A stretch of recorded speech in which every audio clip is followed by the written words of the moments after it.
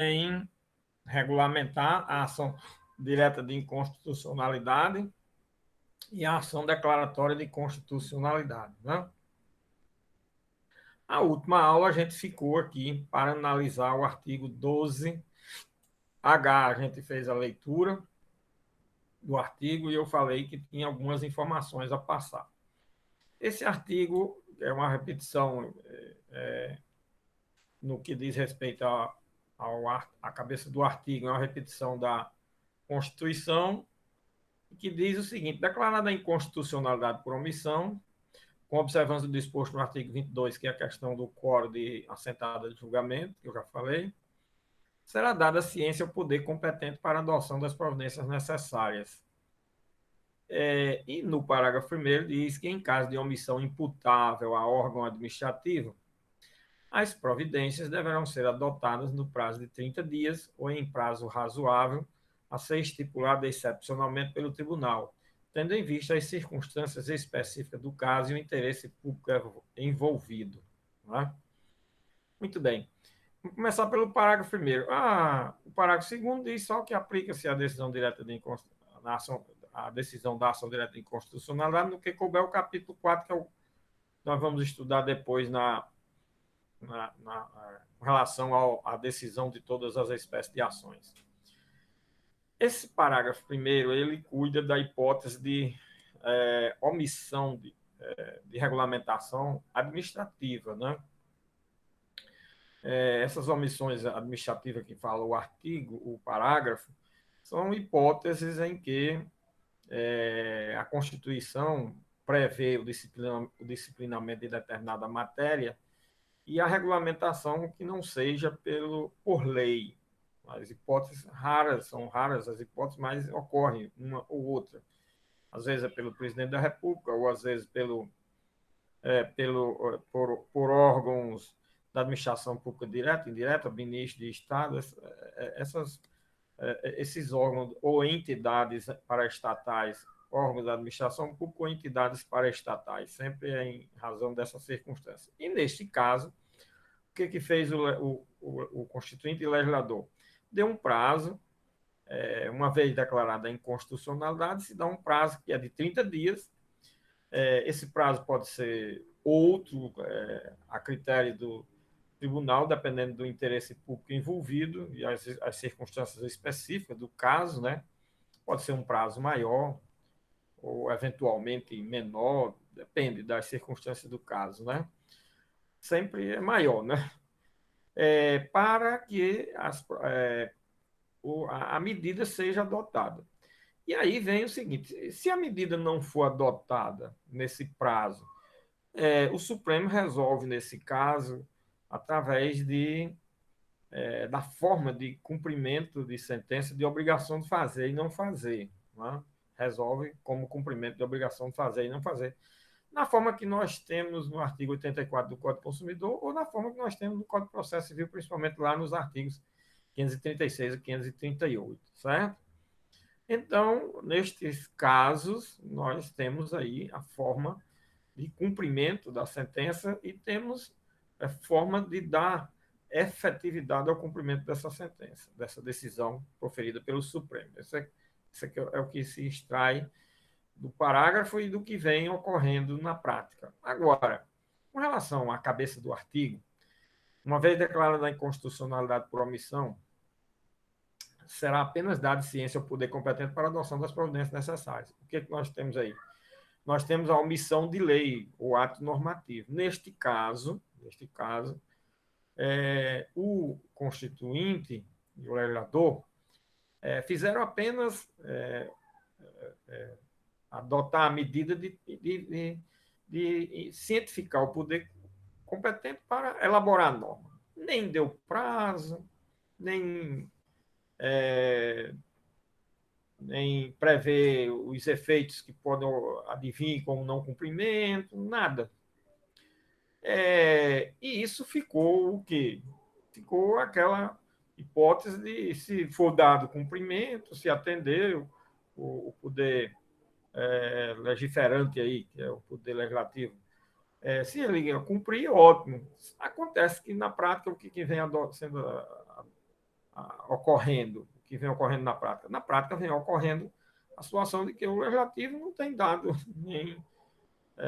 não tem dado o menor cabimento ao que o Supremo decide em termos de declaração de omissão inconstitucional, de regulamentação de matérias. E isso tem provocado por parte do Supremo a reação que não está adiantando nada decidir algo nessa ação e que essa ação foi criada e existe sem nenhuma efetividade da decisão. Por isso é que o Supremo já vem se manifestando, tem até um julgado que não concluiu ainda, para dar uma maior efetividade a essa decisão quando se trata de poderes. E aí você diz assim, mas por que assim? Bom, quando o Constituinte colocou isso na Constituição, ele teve em vista alguns aspectos interessantes. Primeiro, a situação de desconhecimento da matéria naquele momento histórico, era um instituto que não existia na ordem jurídica, que criar um instituto e fazer com que se fizesse cientificação para poder tomar as providências, achava-se naquele momento histórico que isso era uma coisa que devia ser cumprido com maior eficiência e tal. Segundo, ele tinha essa experiência dessa forma no sistema europeu. Vocês sabem que no sistema europeu muitos países não têm controle de constitucionalidade pelo Poder Judiciário. A França, por exemplo. Vou citar um exemplo da França, que eu tive a oportunidade de ouvir de uma corte, num curso do representante da corte, exatamente essa situação, que é o quê? As cortes francesas não têm o poder de declarar inconstitucionalidade. Então, eles analisam o caso, analisam a norma, aí chegam à conclusão que a norma é inconstitucional para aquele caso. Aí diz, mas infelizmente ninguém pode aplicar, ninguém pode deixar de aplicar a lei, porque nós não podemos declará-la inconstitucional. O que eles fazem? Eles fazem essa análise da inconstitucionalidade para chegar à conclusão de que é inconstitucional, dar as razões, os motivos, etc. Aí, ao final, eles fazem um expediente ao parlamento, que é o competente para da matéria, e comunica que a corte, ao analisar uma questão tal, chegou à conclusão de que a norma é inconstitucional e que ele solicita que seja observado pelo parlamento a possibilidade de análise da revogação da lei, da alteração, algo que retire aquela inconstitucionalidade e dar os motivos pelos quais foi considerado inconstitucional. O que acontece no parlamento francês? Eles recebem isso de bom grado, acho o máximo, e de repente eles mudam. Aquilo é como se fosse a coisa mais urgente possível, e de repente eles mudam. Então, você veja, aí o sistema francês não sente muito esse problema das cortes não poder declarar a inconstitucionalidade da lei. Veja que detalhe interessante. Agora, vejam o detalhe. Aí eles recebem de bom grado e mandam fazer a alteração da lei, revogar, alterar, para retirar aquela inconstitucionalidade. Isso é uma coisa de praxe, sem obrigação, sem previsão, sem nada. Apenas de bom relacionamento. Agora, isso secularmente é sucesso absoluto. Olha o que é uma cultura, tá vendo? Aqui no Brasil, quando recebe, aqui no Brasil é previsto na Constituição, mas quando o parlamento recebe um negócio desse, ou joga no lixo, ou por outra vai para a imprensa dizer que o Supremo agora está querendo se arvorar da condição de legislador e disso, daquilo, aquilo outro, que ele é quem está certo, o parlamento é que está errado, ele é quem trabalha, o parlamento não trabalha. Quer dizer, ao invés de trabalhar a ideia de harmonia dos poderes, trabalha a ideia de desarmonia, de conflito, de um contraditório. As coisas da subcultura se dão dessa forma, as coisas de uma cultura evoluída se dão de outra forma, muito diferente. Estão vendo como são as coisas? E aí se sabia disso, tinha essa experiência e achava que isso ia acontecer no Brasil. E não aconteceu. Então, o que ocorre? O Supremo está analisando a possibilidade de fazer com que a decisão da ação direta de inconstitucionalidade por omissão se dê o cumprimento da sentença, da decisão, como se dá no caso de mandado de injunção. No caso de mandado de injunção, o Supremo tem o mesmo papel. Declara a omissão, a inconstitucionalidade, a omissão inconstitucional, certo? Dá um prazo para ser cumprida a regulamentação. Se não for, o Supremo supre essa omissão. E pode até criar uma lei, cria as regras, ou manda aplicar a lei tal, como aconteceu, por exemplo, no caso de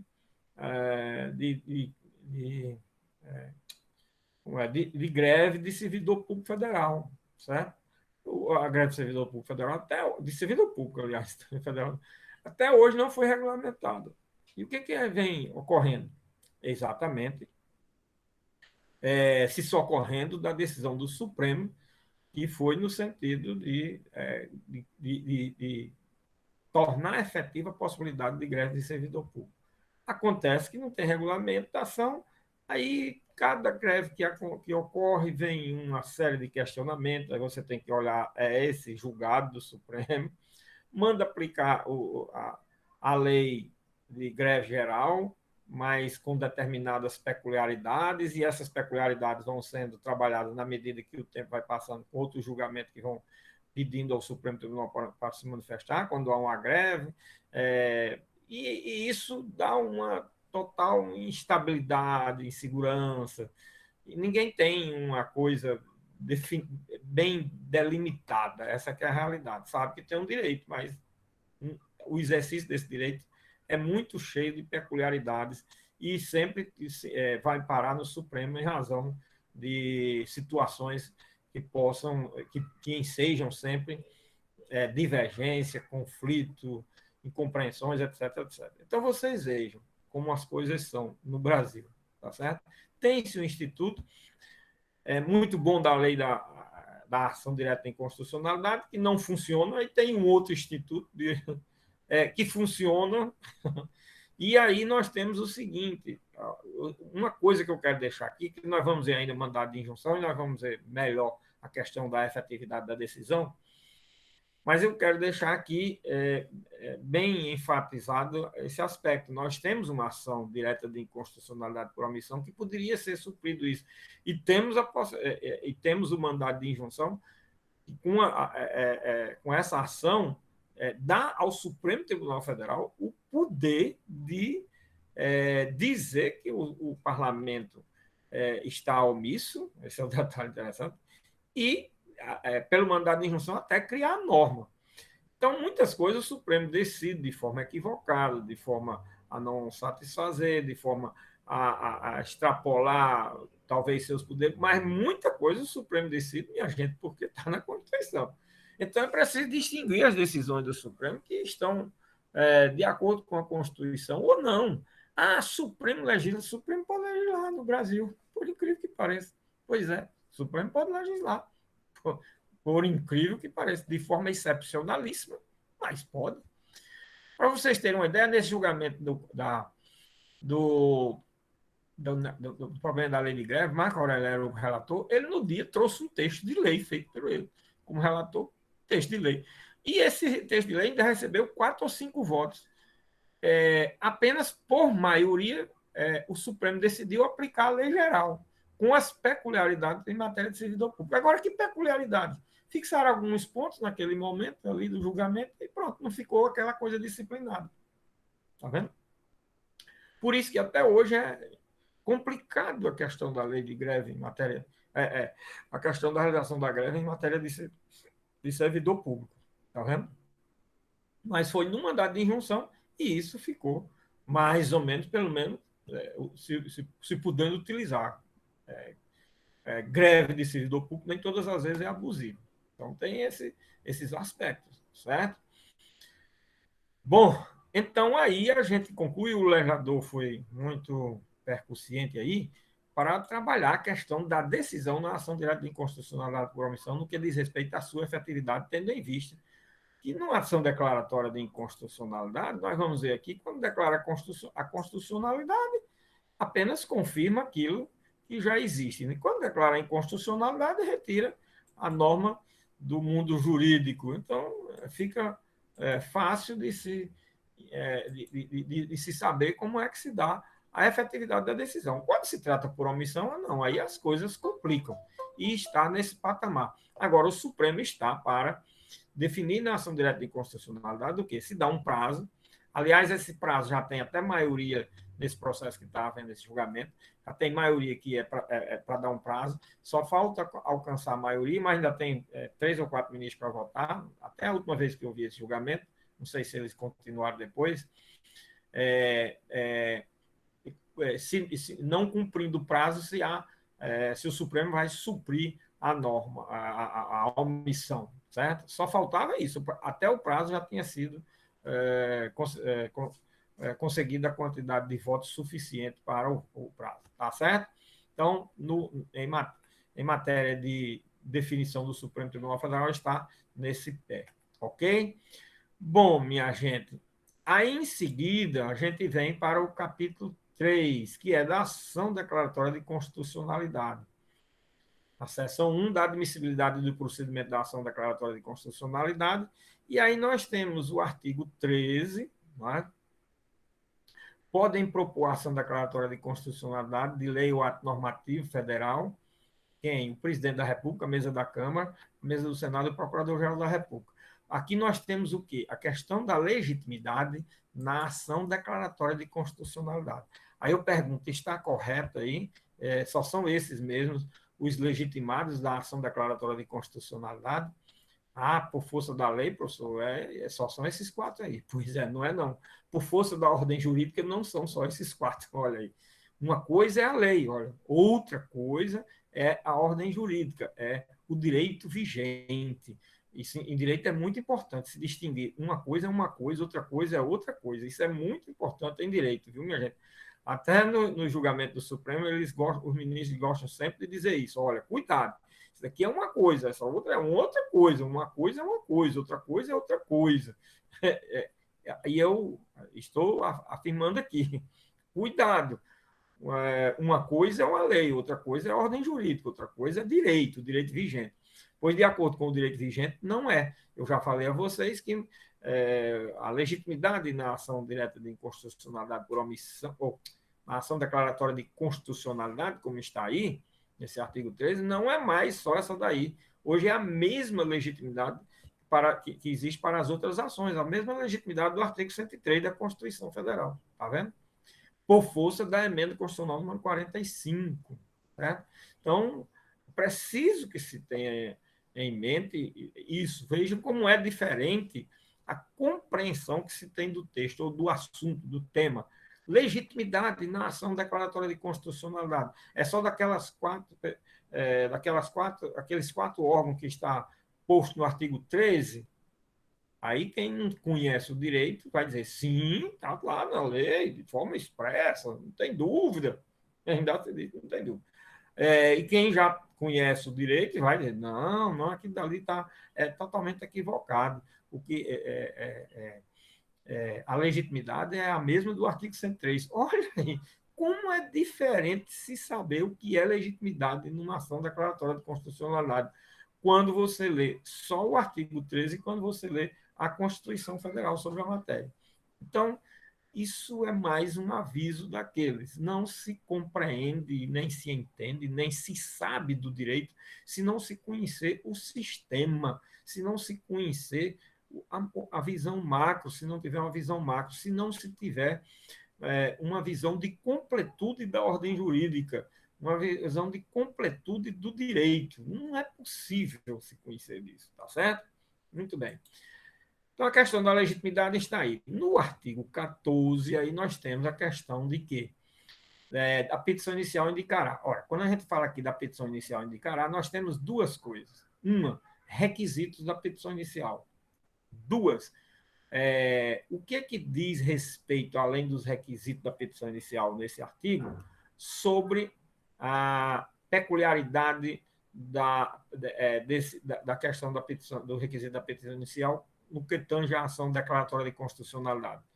E aí nós vamos ver o seguinte, é que nós estamos aqui cuidando, requisito da petição inicial, o legislador se preocupou aqui em trabalhar só a questão do objeto da ação declaratória de constitucionalidade, só o objeto. Por quê? Porque os demais requisitos vão para o artigo 319 do Código de Processo Civil, certo? Os demais requisitos estão lá. Agora, o objeto aqui, como é uma ação especial, o objeto é especial, é o objeto desta ação, tá certo? E aí, qual é o objeto dessa ação? O objeto dessa ação é você trazer com a petição inicial o dispositivo da lei ou do ato normativo questionado e os fundamentos jurídicos do pedido. O pedido com suas especificações. Professor, esse artigo 14, incisos 1 e 2, é a mesma coisa do artigo 3º com relação à ação direta de inconstitucionalidade por ato comissivo. É verdade. Não tem diferença. Né? Por quê? Então, se não há diferença, é a mesma coisa. Só tem um detalhezinho. Lá tem só 2 incisos. Aqui tem 3. E olha o que diz o inciso 3. A existência de controvérsia judicial relevante sobre a aplicação da disposição objeto da ação declaratória. Aqui, minha gente, pronto. Aqui é o que identifica, caracteriza, aponta a espécie de demanda que se está trabalhando. A natureza jurídica, a característica dessa demanda.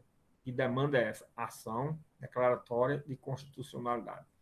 A ação declaratória de constitucionalidade pode ser ajuizada quando? Quando é editada uma norma, aí você já pode entrar com a ação declaratória de constitucionalidade?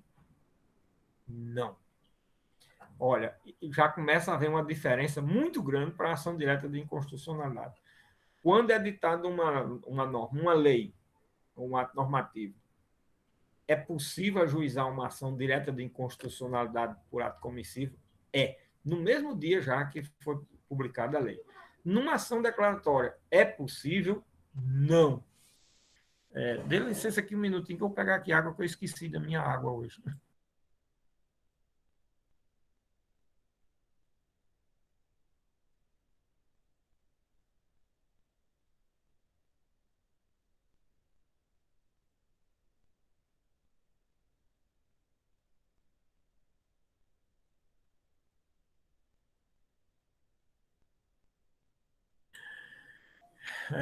Então, o que acontece? É que nós, ao fazer a leitura do dispositivo, já vamos começando a ter uma outra visão das coisas. E a primeira visão é essa. Uma ação direta de inconstitucionalidade por ato comissivo, ela pode ser ajuizada com a publicação da lei. A ação declaratória de inconstitucionalidade, ela não pode ser ajuizada com a publicação da lei. Por quê? Porque o legislador, olha aí, exige, e para existir essa ação, a tal da controvérsia. Que controvérsia é essa? Controvérsia judicial relevante sobre a aplicação da disposição objeto da ação declaratória. O que é isso? Aqui acontece, minha gente, quando a lei é sancionada, e aí começa a haver questionamento no judiciário da sua constitucionalidade. Seja de forma incidental, principalmente de forma incidental, né? Pelos órgãos competentes para julgar incidentalmente, seja no primeiro grau, seja no segundo grau. E começa a se declarar a inconstitucionalidade da lei. Isso vai dar o quê? Uma certa instabilidade, uma insegurança, certo? Há interesse de que a lei seja considerada constitucional, ou se tenha certeza da sua constitucionalidade ou inconstitucionalidade. Então, no momento em que se leva a proposta de inconstitucionalidade da lei de forma incidental aos juízes e tribunais, que a forma incidental pode ser juízes e tribunais, e ele começa a dizer, a declarar inconstitucional dispositivos, ou a lei, ou algum dispositivo, e um diz que um é, outro diz que outro não é, quanto aos dispositivos, isso dá uma verdadeiro pandemônio. Aí o que acontece? Aí hoje, vejam que só esses 4 legitimados do artigo 13. Aí hoje, não. Qualquer um dos legitimados, que esses 4 estão incluídos também, e qualquer um outro dos legitimados do artigo 103 da Constituição podem ajuizar esta ação, tá vendo? Então, essa ação visa, por fim, a uma controvérsia de posições divergentes dentro da justiça brasileira, em razão de nós termos um controle de constitucionalidade difuso ao lado do controle de constitucionalidade concentrado. Como nós temos os dois sistemas, se nós tivéssemos só o sistema concentrado, isso não existia, porque só poderia se ajuizar a ação junto ao Supremo, uma só. Mas como nós temos o controle difuso, aí pode surgir esse problema. Estão vendo como é interessante o detalhe? Então, isso é o que define, é o que caracteriza, é o que justifica, e foi por isso que o Supremo Tribunal Federal considerou constitucional a criação dessa ação, porque é para tirar, para extirpar de uma vez por todas a controvérsia que pode existir com relação à certeza ou incerteza da constitucionalidade de uma lei. Tá certo? E aí vai para onde? Para o Supremo, que tem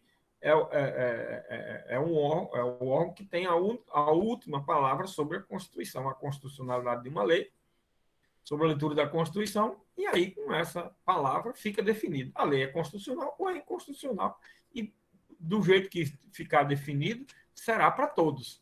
Certo? Não vai haver problema de insegurança, porque, em qualquer que seja o sentido que ele decida, ficou definido para todo mundo a mesma coisa.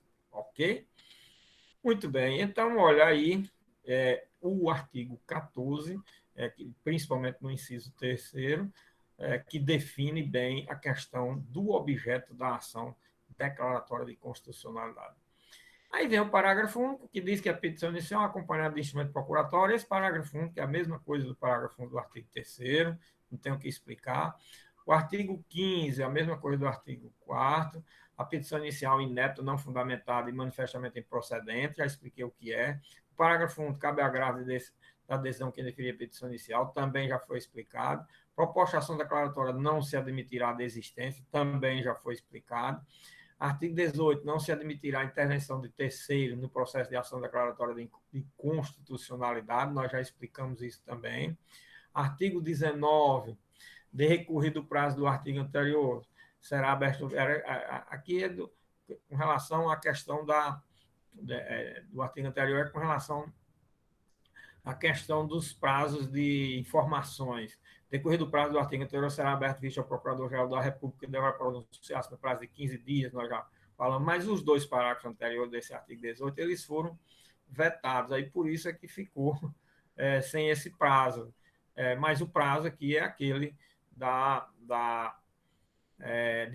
de 30 dias que a gente viu com relação às informações das outras ações, que manda aplicar aqui a esta ação as mesmas as mesmas regras da ação direta de inconstitucionalidade, tá certo?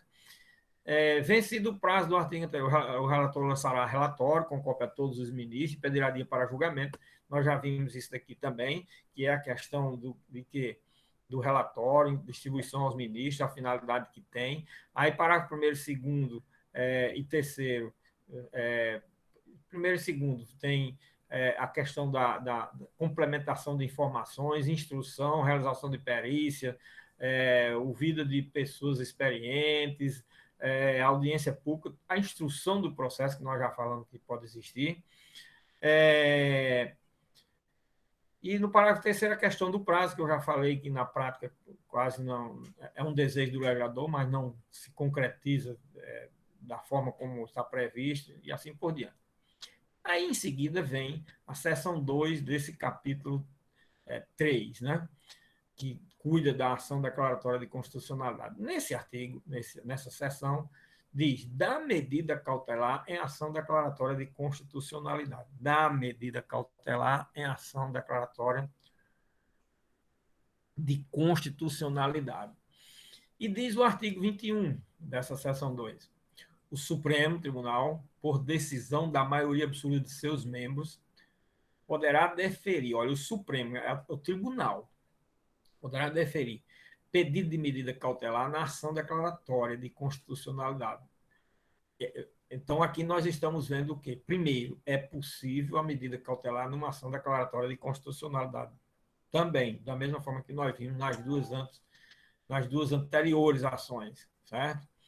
Aqui na terceira espécie de ação também é possível a medida cautelar e também a decisão é tomada por maioria absoluta de seus membros do Pleno do Supremo Tribunal Federal.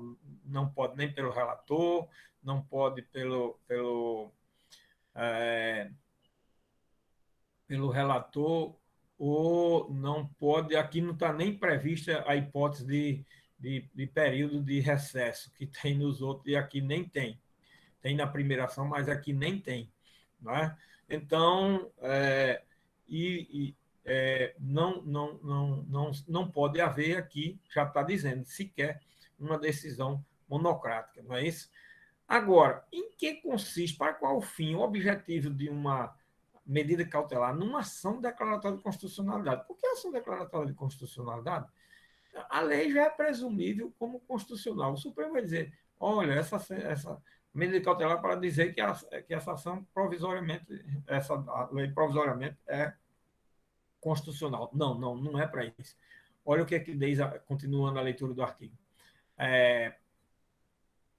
Poderá deferir pedido de medida cautelar na ação declaratória de constitucionalidade consistente na determinação de que os juízes e os tribunais suspendam o julgamento dos processos que envolvam a aplicação da lei ou do ato normativo objeto da ação até seu julgamento definitivo. Olha aí. Aqui, qual é a finalidade da medida cautelar, minha gente? Olha, preste atenção, duas coisas muito interessantes. Primeiro, cada objeto de uma ação dessa é diferente e indica a finalidade de cada ação. Segundo, cada medida cautelar de cada ação dessa tem uma peculiaridade e uma finalidade própria. Isso é muito importante, minha gente.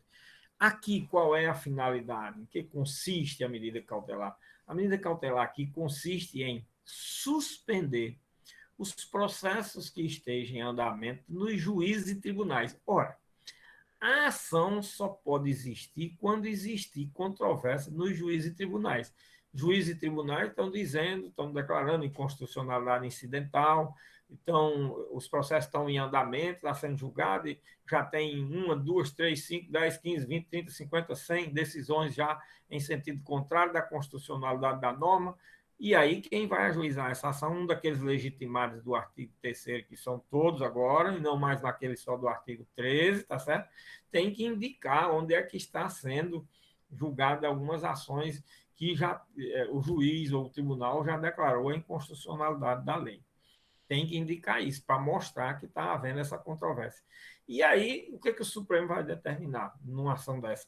Que todos os processos que estejam em andamento fiquem o quê? Suspensos. Para quê? Para esperar o resultado desta medida cautelar. Ou o resultado definitivo do julgamento da ação declaratória. O julgamento definitivo da ação declaratória. Esperar o resultado. Por quê? Porque o resultado final, se for pela constitucionalidade, não se pode mais declarar inconstitucionalidade. E se for pela inconstitucionalidade, a lei não é constitucional. O Supremo vai declarar, porque quando o Supremo decide uma ação dessa, nós vamos ver mais daqui a pouco, ele decidindo qualquer ação de controle de constitucionalidade, ele diz, mesmo que a ação seja declaratória, ele não vai dizer só que a lei é constitucional. Se ele considerar inconstitucional, ele vai declarar a inconstitucionalidade. Vamos ver isso lá nos artigos 23 e 24, certo? Sobre essa matéria. Bom, minha gente, então esse artigo 21, na cabeça do artigo, ele cuida dessa medida cautelar e indica qual é o fim, o objetivo dessa medida cautelar, nessa espécie de ação. No parágrafo 1 tem o seguinte: concedida a medida, o Supremo fará publicar em sessão especial no Diário Oficial da União a parte dispositiva da decisão, a mesma coisa que tem nas outros processos, no prazo de 10 dias, devendo o tribunal proceder ao julgamento da ação no prazo de 180 dias, sob pena de perda de sua eficácia. Bom, esse parágrafo único traz um dado aqui um pouco diferente das outras ações, que é o seguinte: ele diz que pode deferir a medida cautelar, agora, diz que a ação principal tem que ser julgada 6 meses depois, 180 dias. Se ela não for julgada nesses 180 dias, isso é o que está dito no dispositivo, tá certo? A medida cautelar torna-se ineficaz. O que está ineficaz aqui, minha gente, é a norma. O Supremo já declarou repetidas vezes que não acontecerá isto. Qualquer que seja o tempo que vai demorar para julgar a ação, não se aplica esse prazo de perda de eficácia da medida cautelar, certo? Isso significa que qualquer que seja o tempo que venha a ser levado para ser julgada a ação declaratória de constitucionalidade, a medida cautelar que foi deferida perdurará sua eficácia ou seus efeitos, independentemente de ser atendido esse prazo previsto nesse dispositivo legal, tá certo? Então, é importante se saber disso, porque também é um outro equívoco que se leva para um concurso da vida, viu? A lei diz uma coisa, mas o Supremo, que tem a última palavra sobre ela, diz outra, olha aí. Então, olha, quando a gente estuda um texto de lei, primeiro tem que saber se ela está de acordo com a Constituição. Segundo, se está em harmonia com outras leis que tratam da matéria, de matéria correlata, etc. Terceiro, se a jurisprudência vem se posicionando, principalmente de quem tem a última palavra sobre aquele assunto, sobre a matéria, e se não tem algum posicionamento de leitura diferente da leitura que se faz do dispositivo. Estão vendo aí como são as coisas? Ou seja, é preciso que se tenha o máximo de conhecimento sobre a ordem jurídica para se ter uma mínima segurança no que se afirma de determinada coisa em matéria de interpretação de uma lei. Olha, do direito. Olha como está longe dessas imbecis, besterol que se diz por aí, disso, daquilo, que fala. Cada um hoje é um juiz, né? Hoje nós temos 220 milhões de habitantes, aí, 230 milhões, nós temos 230 milhões de julgadores, né? Antigamente nós tínhamos 200, na época da Copa do Mundo nós tínhamos 90 milhões de habitantes, na Copa de 70. E aí eu me lembro por causa das músicas, 90 milhões em ação para frente Brasil. Bom, aí nós tínhamos 90 milhões de juízes, de técnicos de futebol. Aí os técnicos de futebol teve uma decadência muito grande. Então agora nós temos 220, 230 milhões de ministros do Supremo Tribunal Federal, de juízes, desembargadores. Então nós hoje temos assim, cada um se julga dono da verdade, o direito é aquilo que cada um diz que é, a justiça é aquilo que cada um diz que é, e vai por aí afora. Bom, mas é bom ir tendo cuidado, porque na realidade, na prática, só vai funcionar isso que está sendo dito na lei e pelos órgãos. Então, nós temos que olhar, minha gente, olha, para se entender alguma coisa de um texto legal, do direito, nós temos que olhar as fontes, a lei, a ordem jurídica, a Constituição, os julgados. Olha, em matéria de lei de greve, greve de servidor público, se você disser, olha, o Supremo só fez mandar aplicar a lei de greve, aí você for aplicar a lei de greve do jeito que ela está em matéria de greve de servidor público, vai ser muito diferente. É preciso que olhe o julgado do Supremo e outros julgados que já ocorreram posteriormente, completando o sentido e peculiaridades que existem nesse campo, e assim por diante. Então, é bom que se tenha muito cuidado para se saber aquilo que eu digo. Sempre a melhor interpretação é aquela que resulta da completude de conhecimento que você tem da estrutura da ordem jurídica, pelo menos, certo?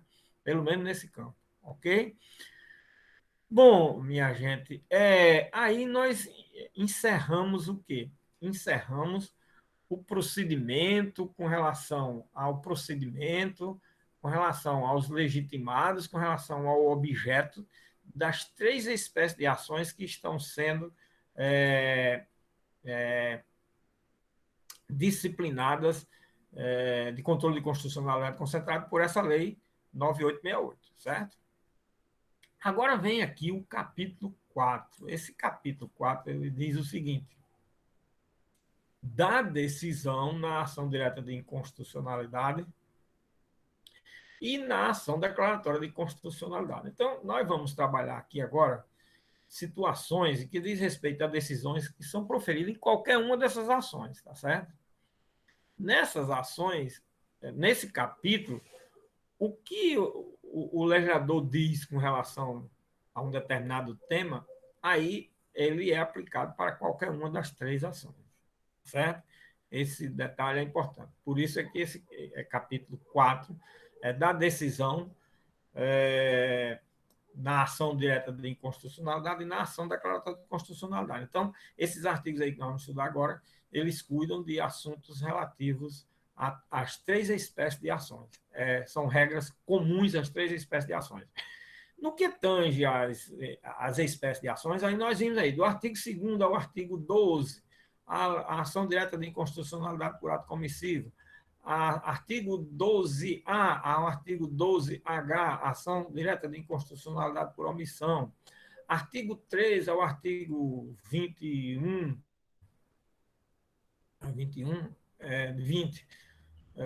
o artigo, ao artigo 21, ao artigo 21 da ação declaratória de constitucionalidade, tá vendo? Qualquer coisa relativa a alguma espécie de ação, nós temos aí esses artigos que cuidam de cada uma delas. Com relação às duas ações, nós temos aí a partir do artigo 22 agora, certo? E vamos lá. O que diz esse artigo 22? A decisão, esse artigo 22 já foi falado demais, em todas as ações tem sempre uma referência a ele. A decisão sobre a constitucionalidade ou a inconstitucionalidade da lei ou do ato normativo somente será tomada se presentes na sessão pelo menos 8 ministros. Isso aí é o que, minha gente? Isso daí é um dispositivo que está cuidando de quórum. Quórum de quê? Quórum de assentada de julgamento. O que é isso, professor? É o seguinte: quando começa para dar continuidade a um julgamento em qualquer uma das espécies de ações de controle de constitucionalidade concentrado, é preciso que esteja presente na sentada de julgamento, no Supremo, naquela hora que está iniciando o julgamento, ou no decurso do julgamento, pelo menos 8 ministros têm que estar presentes. Isso é o que se chama de quórum de assentada de julgamento, tá certo? Artigo 22. Eu já tinha falado isso e estava faltando só explicar. Aí nós vamos ver depois aqui o artigo 23, que é muito interessante também, aí a gente vai completar exatamente o sentido desse artigo 22. Veja que aqui a decisão somente será tomada se presentes na sessão, olha, se presentes na sessão, pelo menos 8 ministros, quórum de assentado de julgamento. Agora, vem o artigo 23 e diz: efetuado o julgamento, proclamar-se-á a constitucionalidade ou a inconstitucionalidade da disposição ou da norma impugnada, se, num ou noutro sentido, tiverem se manifestado pelo menos 6 ministros, quer se trate de ação direta de inconstitucionalidade ou de ação declaratória de constitucionalidade. O que significa? O parágrafo 1 vai explicar, mas eu vou dizer logo antes essa explicação do parágrafo 1. É o seguinte: o resultado para ser julgado uma ação direta, eu já falei, a sentada de julgamento tem que ter pelo menos 8 ministros. Agora, o resultado do julgamento, certo? É outra coisa. Olha, uma coisa é uma coisa, outra coisa é outra coisa. Uma coisa é a sentada de julgamento, outra coisa é resultado do julgamento. Aí o resultado do julgamento é pelo menos 6 ministros. Maioria absoluta, 6 ministros. Certo? Então, olha, de assentada de julgamento é 8, de resultado é 6, para esse fim aí do julgamento dessas ações. Aí o que é que acontece? Vamos admitir que comece uma sessão com 8 ministros no tribunal. Aí pode começar uma sessão, que eu digo, um julgamento, aliás, de uma ação de controle de constitucionalidade concentrado, no pleno. Tem 8 ministros. Olha, conta se tem 8 ministros. Ah, tem 8 ministros, vamos julgar. Vamos admitir que no curso do julgamento, um dos ministros precisa sair, porque às vezes tem compromisso, tem uma palestra para dar, o presidente às vezes sai muito porque precisa de cumprir seus compromissos administrativos, tem audiências fora a ordem de julgamento e tem preferência. Afinal, o papel dele, o presidente, tem que cuidar dessas outras coisas. Bom, aí ficou 7. Se for para iniciar um julgamento, não pode iniciar. E se tiver em curso o julgamento, ele terá que suspender. Aí o presidente suspende o julgamento do jeito que está ali. Mas, professor, o relator está lendo um voto de 20 páginas, ele está na 10ª página, ele vai parar exatamente na 10ª página, só vai poder continuar a leitura do restante na próxima sessão de julgamento, quando tiver o quórum completo de assentada de julgamento. Está vendo? É assim, isso é o quórum de assentada de julgamento. Agora, um outro detalhe. Vamos admitir que, né, tem 8 ministros. 6 votaram num sentido e 2 votaram no outro. Ficou decidida a matéria com 8 ministros. Agora, vamos admitir que tem 8 ministros. 4 votou num sentido e 4 votou no outro. Ou 5 votou num sentido e 3 votou no outro. Nenhuma dessas duas hipóteses termina o julgamento. Certo? Precisa de ser realizado, continuado o julgamento num outro momento. Por quê? Porque o quórum de resultado não foi alcançado, embora o quórum de assentado de julgamento tenha sido atendido. Então, vocês vejam aí como as coisas são interessantes, né? E como diferencia-se bastante um do outro. É por isso que uma coisa é uma coisa, outra coisa é outra coisa. Então, aqui vem o parágrafo 1 que diz: se não for alcançada a maioria necessária da declaração de constitucionalidade ou de inconstitucionalidade, estando ausente ministro em número que possa influir no julgamento, olha aí, este será suspenso a fim de aguardar-se o comparecimento dos ministros ausentes, até que se atinja o número necessário para a aprovação da decisão num ou noutro sentido. Olha aí, tá vendo? Explicitou aquilo que eu já havia falado. E aí diz, vamos admitir que tem 8 ministros, né? Aí está a votação, saiu 4-4 ou 5-3, sei lá, 4-4. Aí, na outra sessão, tem 9 ministros. Ah, dá para continuar aquele julgamento, vamos ver. Não dá para continuar aquele julgamento, porque só tem mais um voto, não vai chegar a alcançar 6. Mas tem os 11 ministros, começa-se a votar. No curso do julgamento, um ministro se ausenta antes de votar. Aí, os 10 que ficaram, sai 5-5. O julgamento não se encerra. Aí é preciso, numa outra sessão que tiver o outro ministro que falta julgar, proferir o voto para poder alcançar o quórum de resultado, que é 6 votos. Estão vendo aí? Então, os dispositivos têm esse sentido, têm esse alcance, têm essa compreensão, ok? Muito bem. Agora, aí, vistos os artigos 22 e 23, que cuidam de quórum, né? Quórum de assentada de julgamento, artigo 22, quórum de resultado, artigo 23, tá bom? Agora, artigo 24, esse artigo 24 é muito interessante. Diz, proclamada a constitucionalidade, julgar-se-á improcedente uma ação direta, ou procedente a eventual ação declaratória. Dependendo do que o tribunal esteja decidindo, né? Se for proclamada a constitucionalidade, se ele está decidindo uma ação direta de inconstitucionalidade, a ação está sendo julgada o quê? Improcedente. Tá? Agora, se ele estiver julgando uma ação direta de inconstitucionalidade, a ação está sendo julgada procedente. Aliás, se for a ação direta improcedente, se for declaratória de constitucionalidade, aí está sendo julgado procedente. Ok? E o inverso ocorrerá também, se e proclamada a inconstitucionalidade, julga-se a procedente a ação direta, e improcedente se for uma ação declaratória. Mas, professor, esse artigo é muito óbvio. Para que esse artigo? Entendi, não. Por que esse artigo? Pois é. Esse artigo é muito importante. Sabe por quê?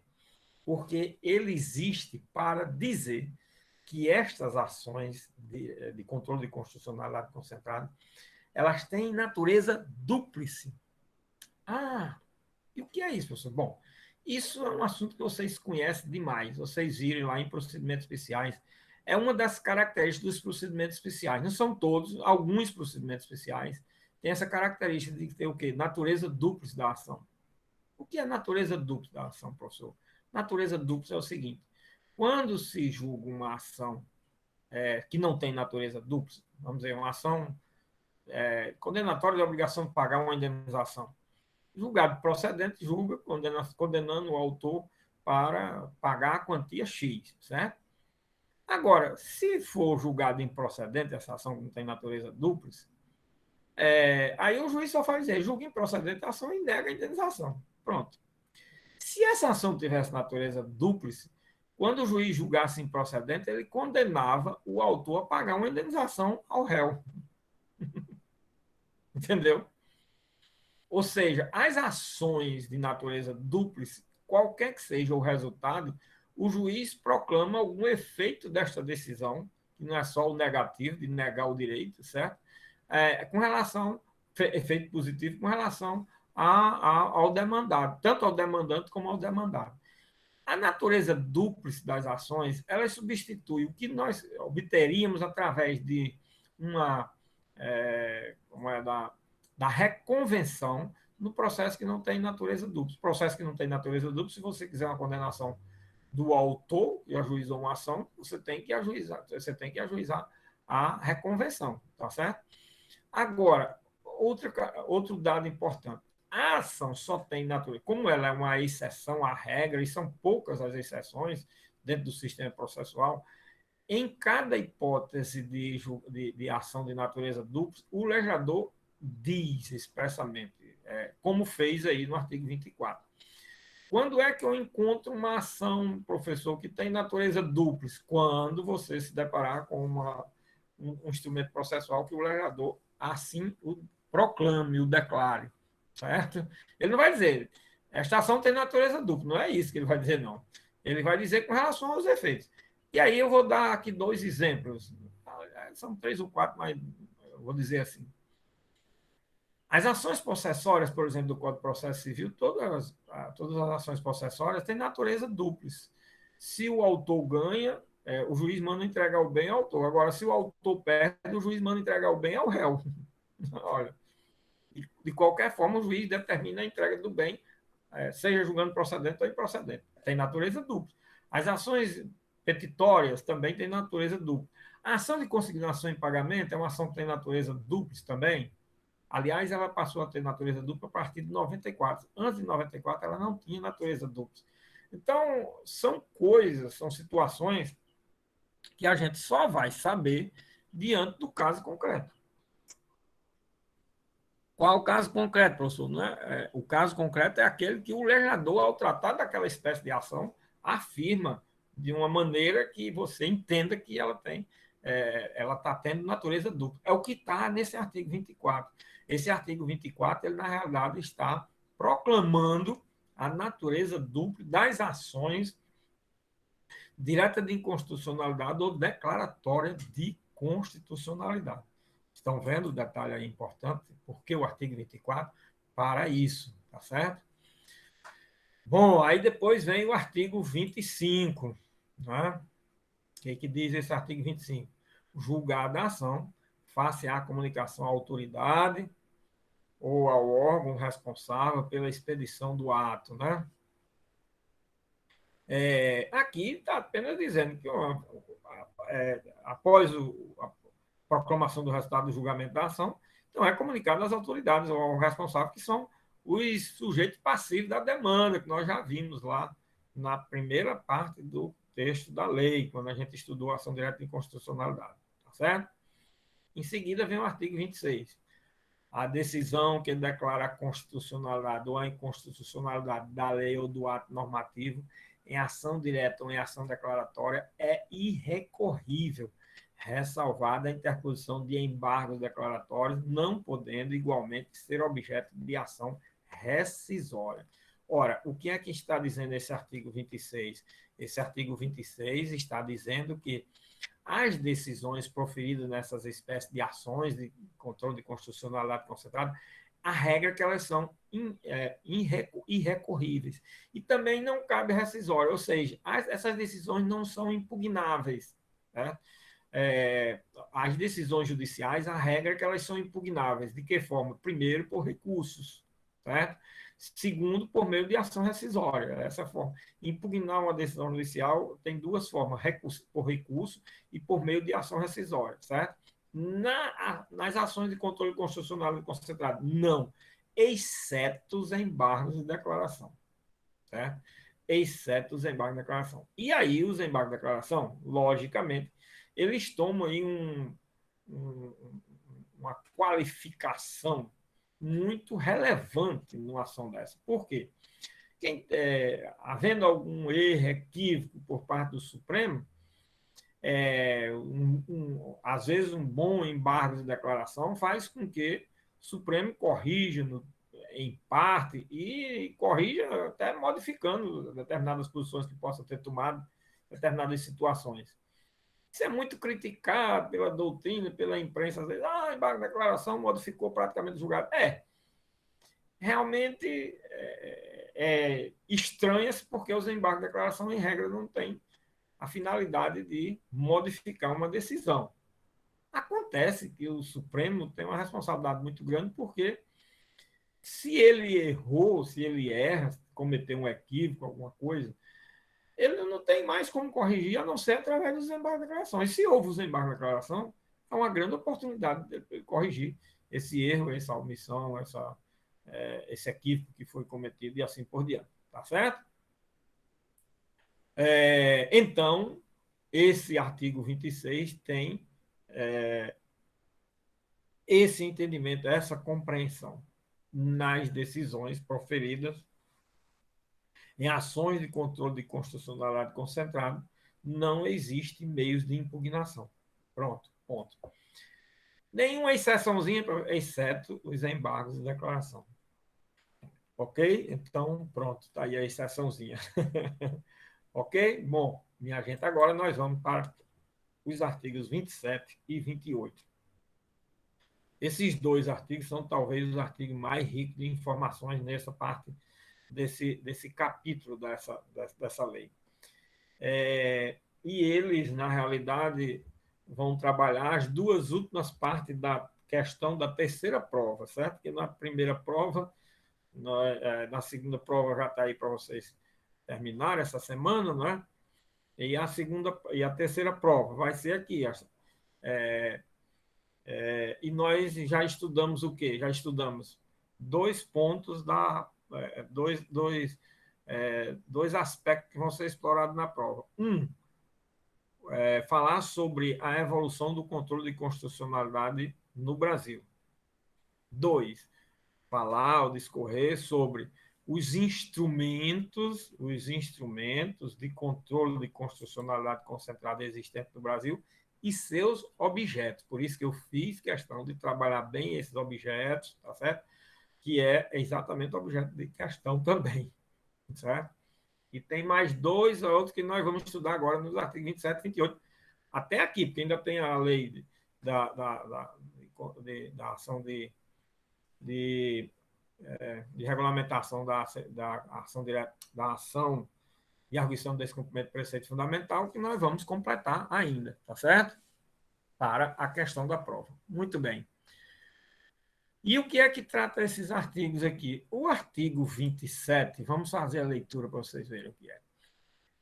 Diz o seguinte: ao declarar a inconstitucionalidade de lei ou ato normativo e tendo em vista razões de segurança jurídica ou de excepcional interesse social, poderá o Supremo Tribunal Federal, por maioria de 2/3 de seus membros, restringir os efeitos daquela declaração ou decidir que ela só tem eficácia a partir de seu trânsito em julgado ou de outro momento que venha a ser fixado. Nossa, professor, o que significa esse artigo? Esse artigo cuida de um assunto que é muito debatido, discutido no Brasil, que é o quê? Modulação dos efeitos da decisão em controle de constitucionalidade concentrado. E os efeitos de uma decisão, eles são perceptíveis à luz de seu objeto, seus destinatários, objeto, destinatário e quanto ao tempo. Então, pode ser assim, os efeitos de uma decisão, principalmente em controle de constitucionalidade, visto quanto ao tempo, quanto aos destinatários, quanto ao seu objeto, quanto às espécies de controle de constitucionalidade, tá certo? Quantas espécies nós vamos ver depois, tá certo? Aí, no que tá. E quanto à vinculação, nós vamos ver esses 5 modelos de efeitos de uma decisão judicial em matéria de controle de constitucionalidade concentrada, nesses 2 artigos, 27 e 28. Agora, nesse artigo 27 e 28, nesse artigo 27, nós temos 2 aspectos da modulação dos efeitos. Os aspectos concernentes ao objeto dos efeitos, tá certo? E relativo ao tempo, de quando é que a decisão judicial tem eficácia ou produz efeito. Quanto ao objeto e quanto ao tempo. E quanto ao objeto, professor, como é? Quando o legislador diz aqui, restringir, poderá o Supremo Tribunal Federal, por maioria de 2/3 de seus membros, maioria de 2/3 é quanto? É exatamente 8 ministros, exige voto de 8 ministros para poder modular efeitos. Então, os efeitos não são modulados assim, pura e simplesmente, não. Exige 2/3. 2/3 de 11 são 8 ministros, certo? Precisa de voto de 8 ministros para modular os efeitos, tá certo? É outro quórum que nós temos aí, certo? Quórum de modulação de efeitos, certo? Bom, aí poderá o quê? Restringir os efeitos daquela declaração. O que é restringir os efeitos da declaração? É exatamente os efeitos quanto ao objeto. Eu declaro total, parcial, eu declaro a inconstitucionalidade só de determinado ponto, só de determinado artigo, só de determinado inciso, só de determinado isso, determinado aquilo, só com relação à matéria A, B, C, o dispositivo, a lei trata de matérias disso, daquilo. Não, eu não declaro a inconstitucionalidade de tudo, eu declaro só disso, daquilo, e assim por diante. Isso é o que se chama de modulação dos efeitos quanto ao objeto, certo? Pode limitar esses objetos, definir, identificar quais os objetos que podem ser declarados inconstitucionais, dependendo do texto da lei, o que se extrai da leitura do que ela está tratando, tá certo? E daquilo que também está se procurando declarar inconstitucionalidade, de quais dispositivos, incisos, parágrafos, etc, etc. E de uma lei da matéria A, dentro de uma lei, às vezes tratado da matéria A, tratado da matéria B, da matéria C, é inconstitucional quanto à matéria A, não é com relação à matéria B, e assim por diante. Tudo isso pode existir, certo? E é o que? Modulação dos efeitos quanto ao objeto. A outra hipótese que tem aí no artigo 27 é modulação dos efeitos quanto ao tempo. E aí vem o legislador e diz o seguinte, que o Supremo pode, por maioria de 2/3 de seus membros, decidir que ela, a decisão, só tem eficácia a partir de seu trânsito em julgado ou de outro momento que venha a ser fixado. Ora, se está dizendo que só a partir do trânsito em julgado ou de outro momento, é porque o comum, o normal é a declaração de inconstitucionalidade ter efeito o quê? A declaração de inconstitucionalidade, em regra, tem efeito ou eficácia ex tunc. Essa é a realidade. E o que foi que fez o legislador? Ele disse, não, o Supremo pode dar um efeito ex nunc, a partir de quê? Do trânsito em julgado ou fixar outro momento. Esse momento pode ser ainda maior do que o momento do trânsito em julgado. Um momento maior do que do trânsito em julgado. Não. Eu declaro a inconstitucionalidade agora, mas essa lei só vai perder eficácia daqui a 6 meses, daqui a 1 ano, daqui a 2, daqui a 3. Esse é o detalhe. É muito criticado esse dispositivo, já foi, mas hoje nem tanto, porque o Supremo de tanto reiteradamente aplicá-lo, diminuiu bastante a crítica ao dispositivo. Mas ele, no mínimo, soa estranho. Como é que pode, professor? O Supremo declarou a inconstitucionalidade de uma lei, porque com relação a uma lei que está em vigor há 5, 10 anos e o Supremo ainda não tem declarado a inconstitucionalidade, aí se diz o seguinte, não, mas no período em que só quem pode declarar inconstitucional é o Supremo, enquanto o Supremo não declarar a inconstitucionalidade, o que é que se tem? Presume como constitucional. Presume como constitucional, então todos os atos se constituem nesse período e ficam como constitucional a lei. Agora, depois que ele declara a inconstitucionalidade, acabou-se, pronto. Só que vem esse dispositivo e diz, não acabou. Se o Supremo quiser, ainda pode prorrogar um tempinho a mais aí dessa constitucionalidade. E aí diz, pode ser daqui a 6 meses, daqui a 1 ano, daqui a 2 anos, e ele já fez isso repetidas vezes, né? Principalmente quando o Supremo decide, às vezes, inconstitucionalidade de leis estaduais, que cuidam, às vezes, muito do negócio de servidor público, leis que são criadas pelas assembleias, que são, aliás, que são aprovadas pelas assembleias, e a iniciativa não foi do governador e cria cargos, empregos, funções, etc. Essas leis são inconstitucionais, porque elas só quem pode ter iniciativa é o governador. E aí o que é que acontece? O governador entra com ação direta de inconstitucionalidade. Nós já vimos que ele é um dos legitimados. Não é? Demora 5 anos, 10 anos para ser julgada essa ação. Quando vai ser julgado, o Supremo é manifestamente inconstitucional. Tal. Agora, só que já decorreu 5 anos, decorreu 10 anos, esses cargos já foram preenchidos, já houve concurso, esse povo está prestando serviço, serviço relevante, negócio de professor, pessoal de saúde, isso vai ser um desastre na administração. Aí o que se faz? Bom, aí o Supremo vai dizer, então, vamos fazer o seguinte, vamos firmar aqui a modulação dos efeitos, vamos modular os efeitos da decisão, e dá um prazo de 2 anos para perder a eficácia norma.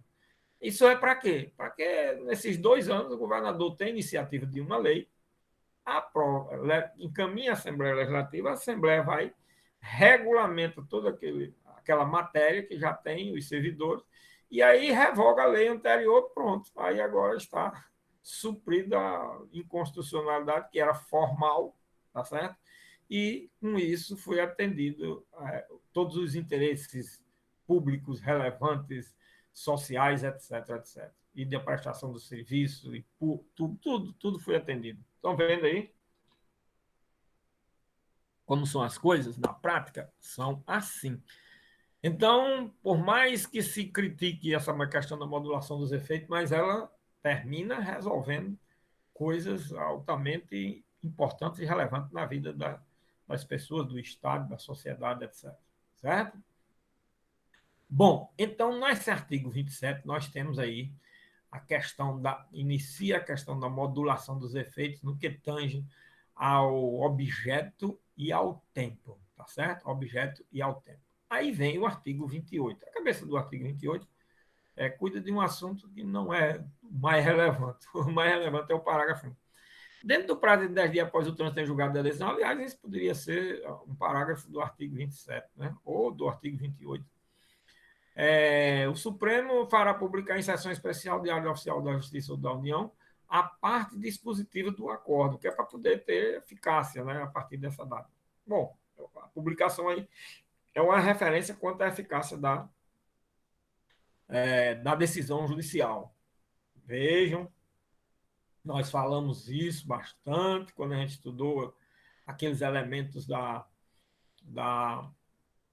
sentença, os requisitos da sentença, a publicação, a eficácia, os efeitos da sentença, a coisa julgada, tudo isso foi estudado de forma minuciosa e explicando cada um deles o significado e principalmente da publicação. A publicação no primeiro grau, ela não se dá com a publicação em diário oficial, nem nada. Ela se dá na hora em que o juiz transmite o processo eletrônico ou físico para a secretaria, para o seu gabinete, para a assessoria. Naquele momento, a sentença está publicada. Agora, é diferente quando se trata de decisões dos tribunais. A eficácia da decisão só é adquirida no momento em que é publicada no Diário Oficial. Então, olha, por isso que tem essas partes importantes. É muito importante tudo aquilo que foi falado, minha gente. Não era só para fazer a prova, não. Era para saber, porque tudo isso é muito importante pelo resto da vida. Tá certo? Bom, então, no artigo 28, a cabeça do artigo é só para informar e explicar a questão relativa à publicação e quando é que, logicamente, adquire eficácia. E aí, se não tiver havido modulação de efeitos, publicada a sentença, então a decisão tem sua plena eficácia, né? Com a publicação, em regra, não é? Aí vai depender da hipótese do Supremo ter fixado ou modulado os efeitos da decisão. Se não tiver modulado, essa publicação é um referencial importante para saber quando é que a decisão adquire eficácia. Ok? Muito bem. Agora, o parágrafo único desse artigo 28, esse é rico. Bom, esse artigo 27, ele é a terceira parte da questão terceira, viu? Discorra sobre a modulação dos efeitos quanto ao tempo e ao objeto. Olha aí, quanto ao tempo e ao objeto, tá certo? Que é o que cuida do artigo 27. Aí, em seguida, vem o parágrafo único do artigo 28, que diz o seguinte: a declaração de constitucionalidade ou de inconstitucionalidade, inclusive a interpretação conforme a Constituição, e a declaração parcial de inconstitucionalidade sem redução de texto tem eficácia contra todos e efeito vinculante em relação aos órgãos do Poder Judiciário e à administração pública federal, estadual e municipal. Eita, que tem muita informação aí, viu? Primeiro, minha gente, o dispositivo cuida de dois temas. As espécies de controle de constitucionalidade está na parte primeira desse parágrafo 1 do artigo 28. 2, lá no final do parágrafo, cuida dos efeitos da decisão quanto aos destinatários e quanto à vinculação ou não. Olha aí. Os efeitos quanto aos destinatários, quem são os destinatários? Todos, ou seja, o efeito de uma decisão proferida numa ação direta, numa ação de controle de constitucionalidade concentrado, é um efeito erga omnes, é um efeito contra todos. É uma lei, a lei destina-se a todos. Então, na hora em que ela é declarada constitucional e inconstitucional, destina-se a todos. Agora, a decisão vincula quem? Ninguém agora pode mais aplicar a lei de forma diferente do que o Supremo interpretou. Se ele disse que era inconstitucional, não tem aplicabilidade mais. Acabou-se. Se ele disse que é constitucional, tem aplicabilidade do jeito que ela deve ser interpretada. Tá certo? E aí tem-se o quê? Tem-se os efeitos da decisão no controle de constitucionalidade quanto aos destinatários e quanto à vinculação ou não. No caso, é contra a vinculação. E vincula quem? Vincula todos os órgãos do Poder Judiciário, da administração pública federal, estadual e municipal. Quer dizer, nenhum agente público, nenhum ente público da administração direta ou indireta pode aplicar a lei de forma diferente do que o Supremo decidiu, certo? Ou deixar de aplicar se ele declarou a constitucionalidade. E não se aplica se ele declarou a inconstitucionalidade. Tá certo? Fica vinculado esse efeito. Aí é muito importante esse aspecto.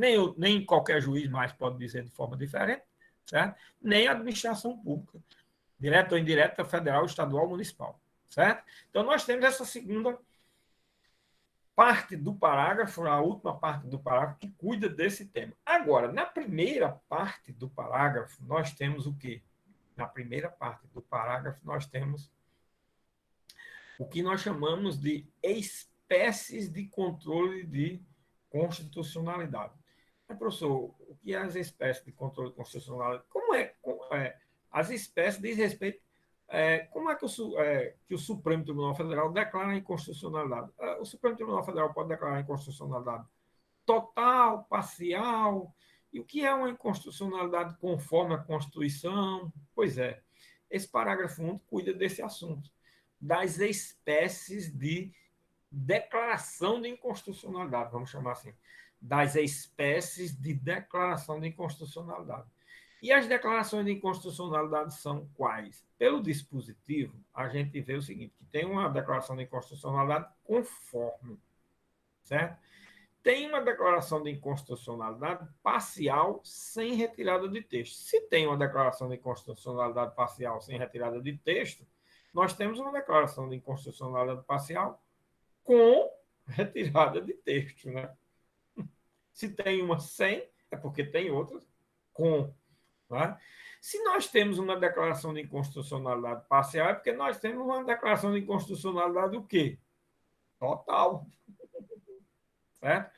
Então, nós temos assim, de acordo com a leitura do dispositivo, que não deixa bem claro, mas quando a gente vai fazendo a leitura e fazendo a análise, vai chegando a essa conclusão, nós temos quantas espécies de controle, de declaração de inconstitucionalidade, de controle não, de declaração de inconstitucionalidade. Tem quantas espécies?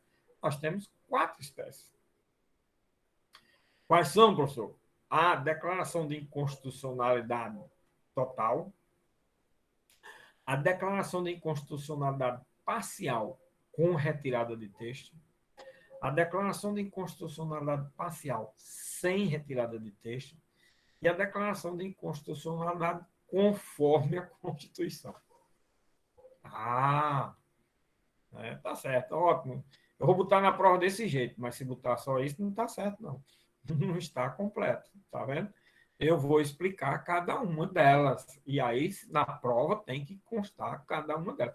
Tem que constar as 4, dizendo, e depois o conceito de cada um. E isso é o que eu quero nas provas, viu, minha gente? Já estou dizendo aqui, mostrando a vocês, desde que eu venho dizendo na primeira prova, muita gente não atendeu a isso. Fez o quê? Colocou lá só o rol de características e falou sobre cada característica. Eu repito. Do mesmo jeito que ainda vou fazer, ver se dá um tempinho aqui para fazer ainda a observação da segunda prova para vocês. Pelo amor de Deus, não errarem agora na segunda prova. Todo mundo tira 10 agora. Todo mundo tira 10. Né? Ainda está faltando uma pessoa tirar 10 nessas provas, mas é muito fácil. É só fazer tudo isso que eu estou dizendo, minha gente. É muito fácil. Vamos ver aqui. Depois eu vou dar mais umas ideias sobre a segunda prova. Bom, vamos saber o que é uma declaração de inconstitucionalidade total, parcial com retirada do texto, parcial sem retirada do texto e conforme a Constituição. Total, quando se declara a inconstitucionalidade de uma lei no todo. Toda lei é considerada inconstitucional. Lei número tal, o Supremo Tribunal Federal declarou a inconstitucionalidade total da lei. Olha aí. Certo? Foi pedida a inconstitucionalidade da lei, foi total. Aí nós temos, inclusive, aquela questão de declaração de inconstitucionalidade com relação ao artigo 27, no que diz respeito ao objeto. O objeto foi todo, completo, certo? Foi pedido todo e todo foi concedido. A declaração de inconstitucionalidade total. E o que é uma declaração de inconstitucionalidade parcial com retirada de texto? Aí nós temos a declaração parcial com retirada de texto sendo o seguinte, pessoal. A declaração parcial pedida, ela pode ser de um artigo, de um parágrafo, de um inciso, de uma linha inteiro. Artigo 10, que tem 2 ou 3 parágrafos, tem inciso, tem tudo. Todo artigo 10 foi declarado inconstitucional. Então, nós temos aí o quê? Uma declaração de inconstitucionalidade parcial com retirada do texto. Aí foi o parágrafo 2º do artigo 10, e todo o parágrafo 2º foi declarado inconstitucional, embora o restante ficasse. Declaração de inconstitucionalidade parcial com retirada do texto. Texto aí é ou o artigo todo, ou o parágrafo todo, só o parágrafo, mas todo, ou o inciso, só o inciso, mas todo, ou uma linha, só a linha, mas toda a linha. Isso é o que se chama declaração de inconstitucionalidade parcial com retirada do texto, porque aquele artigo, parágrafo, inciso ou a linha, ele sai do mundo jurídico, desaparece, certo? Então, isso é... Agora, só está sendo um artigo, um parágrafo, um inciso da lei. É parcial, não é total. Parcial com a retirada do texto no que tange essa parte parcial que está sendo declarada inconstitucional. Agora, o que é uma declaração de inconstitucionalidade parcial sem retirada do texto? Aí é quando o Supremo declara inconstitucional determinadas expressões, determinadas palavras que estão no texto de um artigo, de um inciso, de um parágrafo. E eu vou dar só aqui. Muitas vezes o Supremo declara muitas inconstitucionalidades de exceções dentro da lei.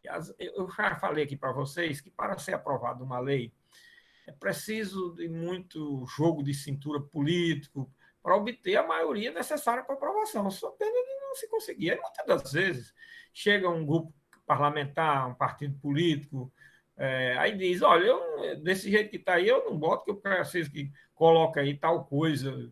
Aí vai o relator diz, o que é que você quer que eu bote? Bota aí tal direito. Ele diz, vou botar aqui no artigo tal, salvo a hipótese tal. Ah, pronto, aí eu aprovo. Então, para conseguir a maioria, muitas das vezes o próprio relator da matéria sabe que é inconstitucional, mas vai votar. Senão, não aprova. Porque aquele grupo parlamentar, aquele partido ou aqueles partidos não vão aprovar se não tiver isso. Eles também sabem que é inconstitucional, mas eles dizem o seguinte: o político é fogo. Ele diz assim, eu fiz a minha parte. Se o Supremo declarar inconstitucionalidade, ele diz para os eleitores dele, foi um problema do Supremo. A minha parte eu fiz. Política é assim. Entendeu? Ele não tem a menor consideração à questão técnica. Não. Eles querem saber se estão botando o que eles querem e foi aprovado. Olha, e chega lá na base política deles, olha, eu trabalhei para inserir na lei isso assim, assim. Depois o Supremo declara em Constituição, a pessoa nunca recebe aquilo, não tem mais aquele direito nem nada, mas eu fiz a minha parte. Olha, aqui o texto da lei saiu desse jeito. O Supremo declarou inconstitucional depois, é problema dele. É assim o político, certo? Então, o que é que acontece? Muitas das vezes o Supremo, ressalvado isso, com exceção daquilo, inclusive não sei o que lá, certo? Muitas das vezes o Supremo vai declarar essas inconstitucionalidades. Acontece que ele declara o quê? De expressões, de palavras, de determinados assuntos específicos incluídos no meio do texto da lei. Aí declara aquilo. Agora, não se retira o inciso, nem a linha, nem o parágrafo, nem o artigo. Fica lá retirado daquela parte, daquelas expressões. Aí isso é declaração de inconstitucionalidade parcial sem retirada do texto. Ok? E, por último, minha gente, vem a declaração de inconstitucionalidade conforme a Constituição. Essa última, com a declaração de inconstitucionalidade parcial sem retirada de texto, é muito criticada.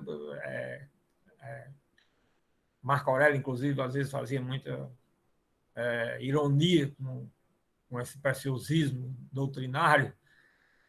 Ele dizia que não fazia distinção entre a declaração de inconstitucionalidade conforme a declaração de inconstitucionalidade parcial sem retirada do texto. Mas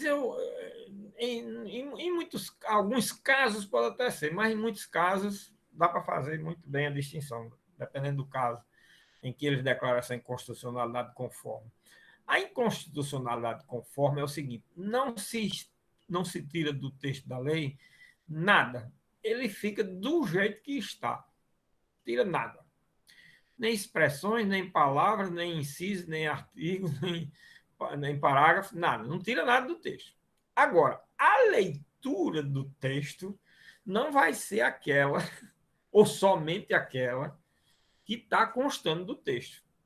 A leitura do texto vai ser ou a leitura que o Supremo faz, ou uma leitura que vai ter uma outra leitura adicionando algo a essa leitura do texto.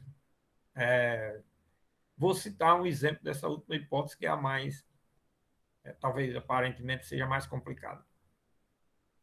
Vou citar o exemplo do artigo 38 da Lei 6.830. Essa lei é a Lei da Execução Fiscal, certo? É de 1980.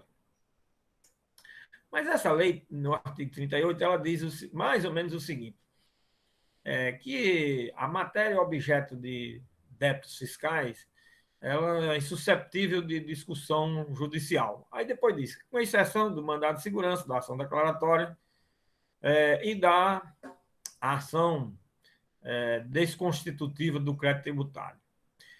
E aí diz, com relação a esta e com relação a esta, somente se o contribuinte fizer o depósito da quantia que o poder público disser que é devida. Ora, o que é que isso significa na prática? Significa na prática o seguinte: você pode entrar com mandado de segurança, ok. Pode entrar com ação declaratória de inexistência do débito fiscal, ok. Agora, se você entrar com ação de nulidade de débito fiscal, que já é a chamada ação desconstitutiva da obrigação tributária, é já quando a obrigação já está constituída, já houve lançamento, etc. Se você entrar com uma ação dessa, essa lei exige que você tenha que entrar, se já tiver havido a constituição do crédito tributário, que é 90% das ações. Só isso. Aí significa o quê? Que você só pode entrar com ação se fizer o depósito da quantia que a Fazenda está dizendo que você deve. Ora, a Fazenda dizer que eu devo, às vezes não deve nem um centavo. Aí eu vou ter que depositar. Onde é que, e aí para as empresas, principalmente. As empresas, como é que eu vou arranjar esse dinheiro? Se eu tivesse esse dinheiro, eu já tinha pago. Eu não ia estar esperando para discutir. Aí o que é que acontece?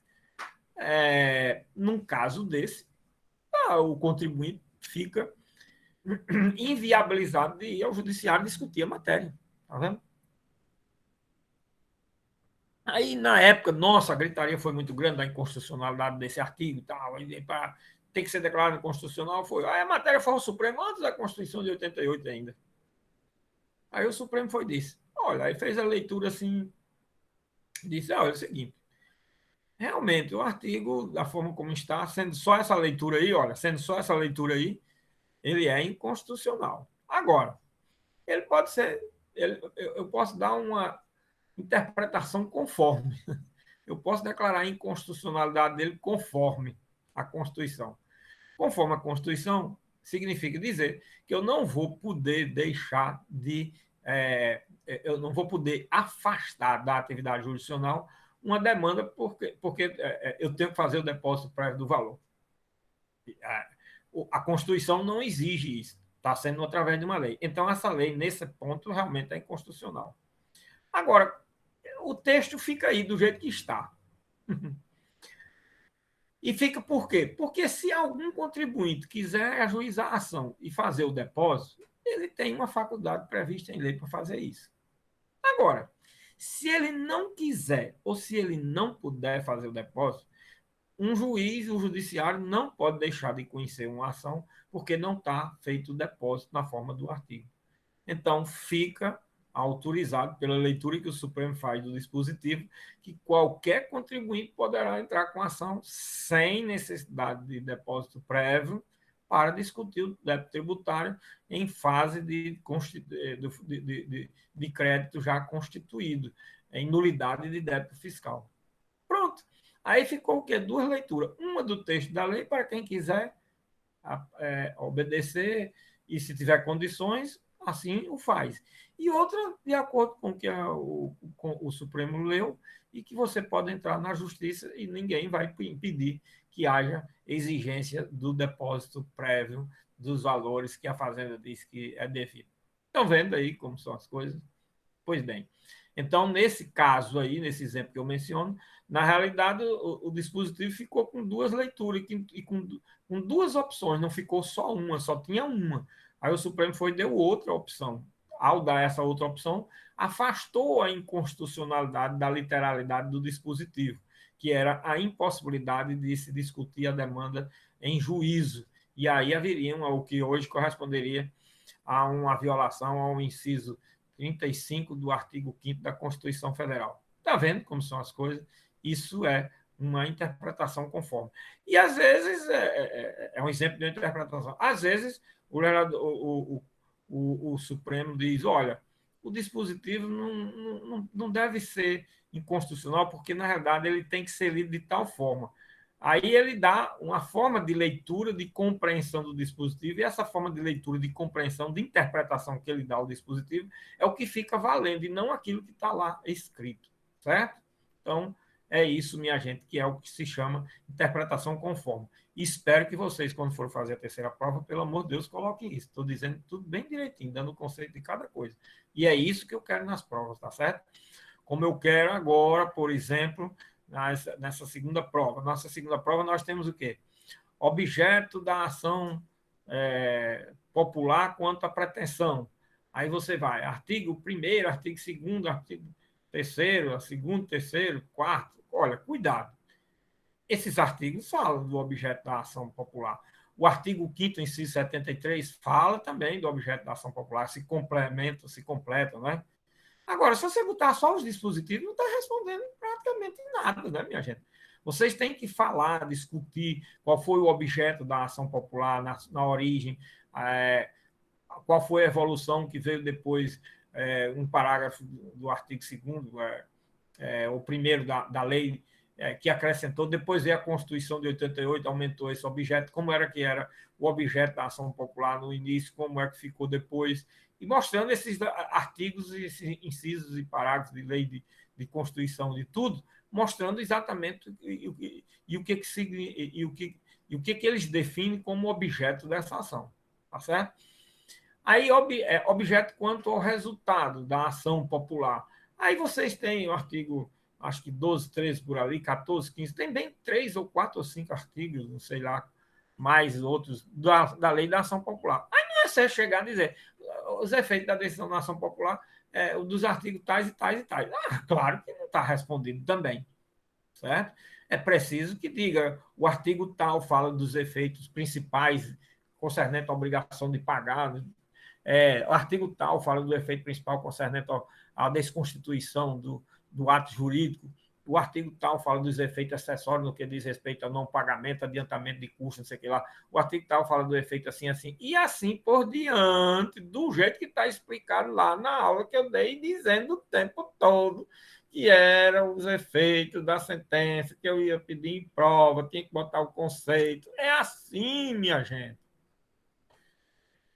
Olha, agora, vocês têm a aula gravada, só é olhar. Vocês preferem ir para um livro que não tem as coisas completas, não tem do jeito que o professor falou, sei lá, e preferem botar o que está lá no livro, não querem dar uma olhada na aula. Repare que agora, que vantagem, tem a aula gravada, é o que o professor diz. E aí você diz assim depois, professor, eu botei tudo que você disse, agora diga que eu não coloquei. Me bote no canto da parede, me bote no canto da parede. Eu botei tudo que você disse sobre esse assunto. Eu garanto que vai ter a nota bem diferente de quem não faz isso. Agora, você bota um livro que não tem nem a forma, nem a completude do que eu falei, não vai ter. Não vai ter a nota. Ou foge do assunto, como muita gente fugiu demais ou foge. Quando for na objeto da ação civil pública, quanto a pretensão, artigo 1º, 3º e 21. Não. É bom saber esses artigos, mas aí você vai você mostra a evolução do artigo 1º, como se deu, o que diz o efeito o objeto quanto à pretensão do artigo 3º, o que é, qual espécie de obrigação. No artigo 21, a amplitude que deu o objeto da ação civil pública, tudo que foi falado, que eu falei exaustivamente desse assunto.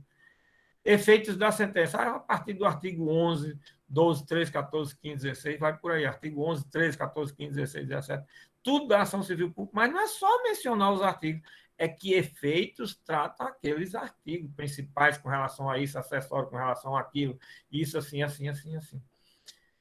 quanto à pretensão na ação de improbidade. Artigos 4º, 5º, 6º, 9, 10, 11. O que você disse? Olha, eu já respondi a prova. Isso não é responder a prova.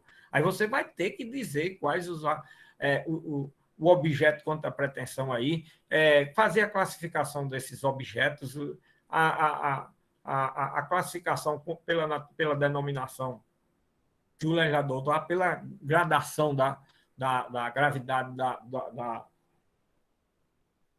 do ato de improbidade e assim por diante. E depois, quanto ao resultado, artigo 12, inciso 1, 2, 3, respondeu? Não.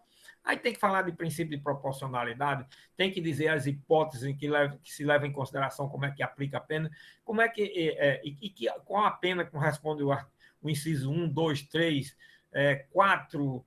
Tudo isso, minha gente, tem que falar do jeito que eu coloquei lá, na aula, certo? Eu garanto, se fizer isso. E outra coisa, já não fizeram porque não quiseram, porque eu vinha falando e dizendo como era. Se quiser, já estava com a prova pronta, estava só dando acabamento essa semana. São essas coisas. Da mesma coisa, da mesma forma como eu estou falando com relação à terceira prova, do mesmo jeito. Quer dizer, vocês não tiram nota 10 aí, todo mundo que não quer, minha gente. É uma questão de querer só. Só querer, certo? Tudo bem. Não quer, não, também não vou fazer essa questão toda. Se vocês não querem tirar 10, por que, que eu vou dar? Vocês não querem tirar 10, eu vou dar. Eu vou dar que vocês não querem tirar. Vocês não fazem do jeito que eu digo, é porque não querem. Então, eu vou. Eu não vou dar assim de graça, não. Vocês têm que fazer. Tá certo? Vocês não acreditam. Acreditem. Eu acho que a primeira prova deu para mostrar que acredite. Acredite no que eu digo para ver se vocês não fazem, não tiram boa nota. Todo mundo tira boa nota. Se Deus quiser, a partir da agora, a segunda nota vai ser todo mundo nota alta. Você não tem que falar, não, Tanaga, que você tirou nota boa. Não pode reclamar, não. Graças a Deus, eu fico muito preocupado com os monitores. Pelo amor de Deus, não me decepcione. Quando tira nota boa, para mim é um alívio. Graças a Deus. Compreendeu, pelo menos o monitor entendeu direitinho o recado. Tá certo, pessoal? Muito bem, parece que a gente já fica por aqui, né? Hoje é segunda, nós temos aula quinta-feira, o dia também termina o prazo para o trabalho, esse segundo trabalho, né? E aí, na quinta-feira, a gente inicia analisando a Lei 9882, que é a lei de controle de constitucionalidade concentrada também, mas dizendo respeito à ação de descumprimento de preceito fundamental, tá certo? Nós vamos trabalhar o texto dessa lei, que é interessante para trabalhar aí o quarto e penúltimo, né? Porque o último é a representação de inconstitucionalidade interventiva, que aí fica, essa daí fica só aqueles quanto ao sujeito e objeto, que eu já falei, e a informação é só com relação a esse aspecto, ok? Muito bem. Boa noite para todo mundo, boa semana, bons estudos, bom trabalho.